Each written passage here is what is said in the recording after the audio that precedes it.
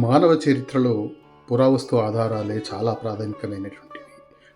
సిద్దిపేట జిల్లా చర్యాల పాటిగడ్డ మీద దొరికినటువంటి పురావస్తుల గురించి మాట్లాడుకుందాం మనం.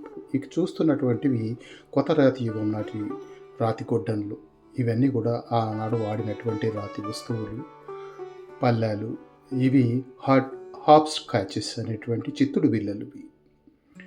ఇవి మెగాలిథిక్ పీరియడ్ నాటి సమాధులలోని ఎరుపు నలుపు కుండ పెంకులు, ఇవి మట్టి కుదుర్లు.